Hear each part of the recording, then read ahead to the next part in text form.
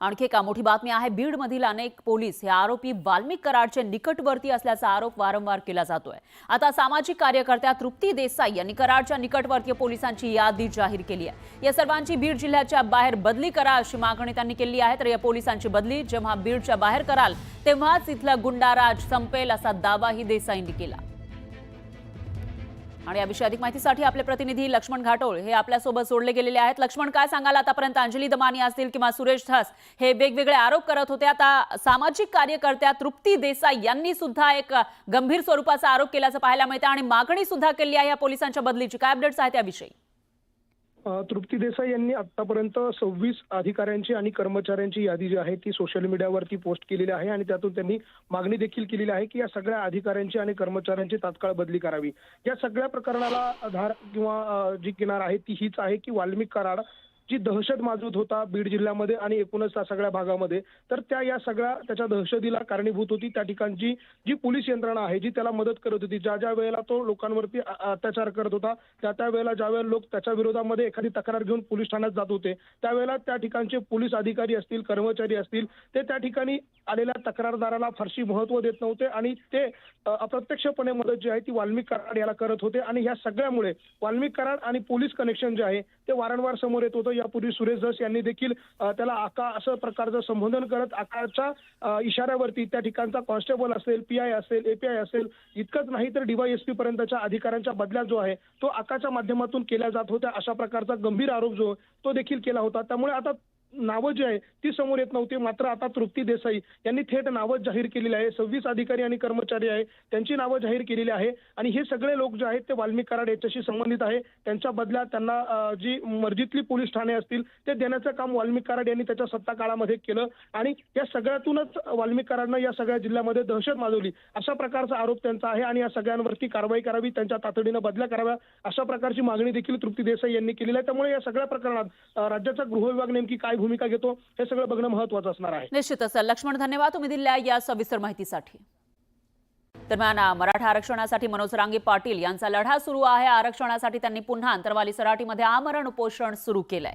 त्यांच्या या उपोषणाचा आजचा 3रा दिवस आहे। तर शासनाने सरसकट कुणबी प्रमाणपत्र वाटप करावे, सगळे सोयरे कायद्याची अंमलबजावणी करावी, राज्यात आंदोलनादरम्यान दाखल झालेले गुन्हे मागे घ्यावे या जरांगेंच्या मागण्या आहेत। दरम्यान मराठ्यांना आरक्षण मिळत नाही तोपर्यंत हा लढा सुरूच राहणार असा निर्धार जरांगेंनी केलाय। त्यामुळे सरकार आता जरांगेंच्या या उपोषणाची दखल घेतं का ते बघावं लागेल। तर मराठा आरक्षणासाठी जरांगेंनी पुन्हा उपोषणाला सुरुवात केली आहे। यावेळी जरांगेंनी सरकारशी चर्चा करायला हवी, त्यातून नक्कीच काहीतरी मार्ग निघेल असं आवाहन उदय सामंत यांनी जरांगेंना केलंय। मराठ्यांना आरक्षण देण्यासाठी सरकार प्रयत्नशील आहे, पण ओबीसींच्या आरक्षणाला धक्का न लावता आरक्षण देण्याचा प्रयत्न आहे असं सुद्धा सामंत म्हणाले।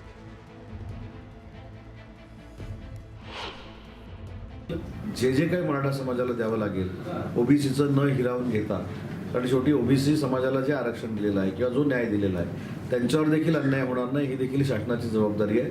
पण मराठा समाजाला आरक्षण देण्याची भूमिका मागच्या सरकारनं शिंदे साहेबांच्या नेतृत्वाखाली घेतली, ते आरक्षणातून टिकलेलं आहे आणि म्हणून आपल्या माध्यमातून मनोजजींना मला विनंती करायची की संवाद करण्याचा देखील निर्णय कधीतरी झाला पाहिजे। सरकारबरोबर त्यांनी बोललं पाहिजे, त्यांचे जे काही गैरसमज असतील ते आम्ही दूर करू, आमचे गैरसमज ते दूर करतील। पाहुयात पुढची बातमी। खासदार ओमराजे निंबाळकर हे शिवसेनेच्या वाटेवर असल्याची चर्चा रंगली आहे। अशाच धाराशिवच्या जिल्हा नियोजन समितीच्या बैठकीमध्ये ओमराजे हे महायुतीचेच असल्याचं वक्तव्य परिवहन मंत्री प्रताप सरनाईक यांनी केलं। यावर ओमराजे निंबाळकर यांनीही हसून प्रतिसाद दिला। त्यामुळे ओमराजेंच्या मनात नेमकं काय अशी चर्चा राजकीय वर्तुळात रंगलेली आहे।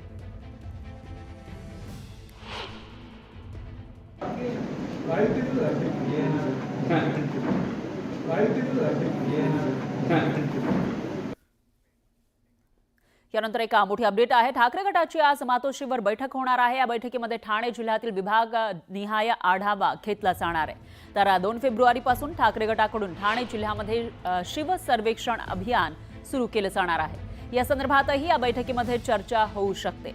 शिव सर्वेक्षण अभियानांतर्गत स्थानिक पदाधिकाऱ्यांना काही सूचना केल्या जाणार असल्याचं सांगितलं जातंय।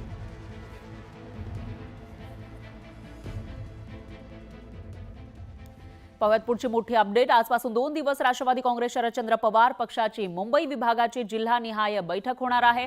सकाळी 11 पासून दुपारी 2 वाजेपर्यंत ही बैठक असेल. आज उत्तर मुंबई, उत्तर मध्य मुंबई, दक्षिण मुंबई आणि मंगळवारी दक्षिण मध्य मुंबई, उत्तर पश्चिम मुंबई तसंच उत्तर पूर्व मुंबईची बैठक होणार आहे. खासदार सुप्रिया सुळे यांच्या उपस्थितीमध्ये ही बैठक होईल.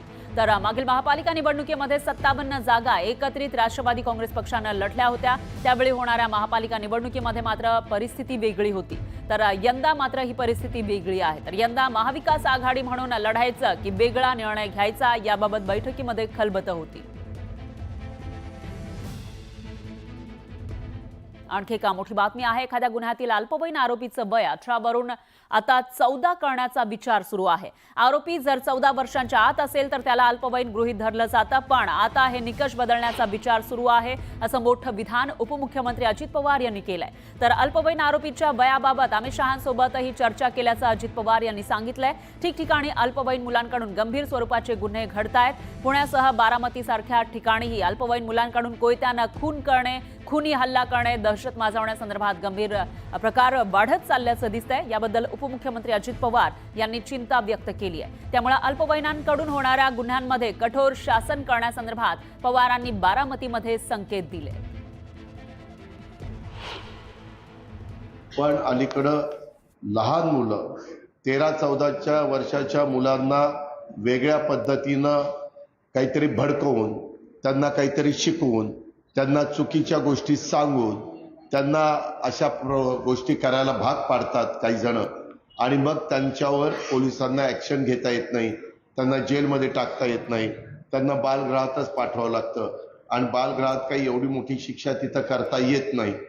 त्यामुळं आता आपल्याला ते 18-21 वयोगट हे खाली आणण्याच्या करता मी अमितभाईंना विनंती केलेली आहे की बाबा 14 वर्षाचा मुलगा जरी अशा पद्धतीनं वागला आणि तो सापडला तर कायद्यामध्ये काही बदल करून त्यांना पण कडक शासन झालं पाहिजे. या पद्धतीनं आपण प्रयत्न करतोय. बघतो मी त्याला किती यश येतंय. कारण पाहूयात पुढची बातमी. पालकमंत्री पदावरून नेत्यांमध्ये सुरू असलेली नाराजी पुन्हा उघड झाली. नरहरी झिरवळ यांनी तर गरिबाला गरीब जिल्हा का दिला असा प्रश्न जाहीरपणे विचारला होता. त्यामुळे नव्या वादाला तोंड फुटलंय. सोमवारी पहिले विचारणार आहे, तुम्ही गरीबाला गरीब जिल्हा का दिला? नरहरी झिरवळ यांना देण्यात आलेलं हिंगोली जिल्ह्याचं पालकमंत्रीपद त्यांच्या किती जिवारी लागलंय हेच त्यांच्या या वक्तव्यावरून स्पष्ट होत आहे. हिंगोलीचे पालकमंत्री झाल्यानंतर जिल्ह्यात पहिल्यांदाच आलेल्या नरहरी झिरवळ यांनी थेट नाराजी व्यक्त केली. इतकंच नव्हे तर मुंबईत गेल्यावर जाब विचारणार असल्याचंही झिरवळ यांनी सांगितलं. पालकमंत्री पहिल्यांदाच झालो तर झालो, आताही झाल्यावर समजलं का अल्प आणि गरीब जिल्हा. मला आता उद्याच्याला गेल्यावर सोमवारी पहिलं विचारणार, तुम्ही गरीबाला गरीब जिल्हा का दिला? नरहरी झिरवळ यांच्या या वक्तव्यामुळे पालकमंत्री पदावरून किती खतखत आहे हे पुन्हा एकदा स्पष्ट झालंय. पालकमंत्रीपद जाहीर झाल्यापासूनच अनेकांनी तक्रारी केल्यात. रायगड आणि नाशिकच्या पालकमंत्री पदावरून असलेला वाद राज्याच्या परिचयाचा झालाय. आदिती तटकरे आणि गिरीश महाजन यांच्या पालकमंत्री पदाला शिवसेनेनं विरोध केला. तर दुसरीकडे राष्ट्रवादीच्या पालकमंत्र्यांनी दूरचा जिल्हा दिल्यानं अजित पवारांकडे नाराजी व्यक्त केली. कोल्हापूरच्या हसन मुश्रीफांना 625 किलोमीटर अंतरावरील वाशिम जिल्ह्याचं पालकमंत्रीपद मिळालंय. नाशिकच्या माणिकराव कोकाटेंना 195 किलोमीटरवरचा नंदुरबार जिल्हा मिळालाय.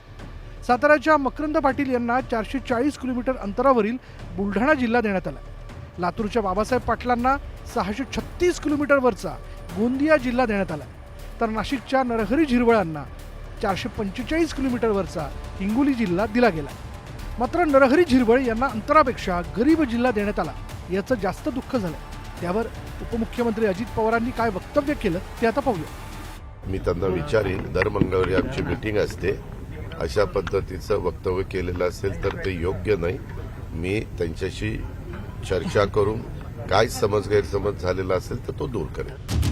अजित पवारांनी झिरवळांच्या वक्तव्यावर सारवासारव केली तर दुसरीकडे महाविकास आघाडीनं सत्ताधाऱ्यांवर तोफ डागली. झिरवळ साहेब, तुम्हाला श्रीमंती अनुभवण्याची संधी मिळाली होती. ज्यावेळेस शिवसेना फोडली भाजपनी आणि काही लोक सुरतला गेले, तिथून गुवाहाटीला गेले, गुवाहाटीतून गोव्यावर मुंबईला आले. त्यावेळेस श्रीमंती अनुभवण्याची संधी होती आणि महाराष्ट्राला घाणेरड्या राजकारणाला वाचवण्यापासून पण संधी होती. हिंगोलीचे पालकमंत्री नरहरी झिरवळ यांच्या मनात जर जिल्ह्याविषयी गरीब असल्याचं मत असेल तर ते इथं कशा प्रकारे काम करतील असा प्रश्न स्थानिकांच्या मनात निर्माण झाला आणि हा प्रश्न कधी निकाली लागेल याकडे जिल्ह्याचं लक्ष लागलं. Bureau report, news 18 Lokmat. यानंतर एक मोठी बातमी आहे. सैफ अली खानवर हल्ला करणाऱ्या आरोपी मोहम्मद शरीफुल चाहताचे ठसे पोलिसांनी जमा केलेल्या सॅम्पलशी जुळत नसल्याचं समोर आलंय. सैफ हल्ला प्रकरणाचा मुंबई पोलिसांकडून तपास सुरू आहे. यासाठी विविध अँगलना पोलिसांकडून तपास केला जातोय.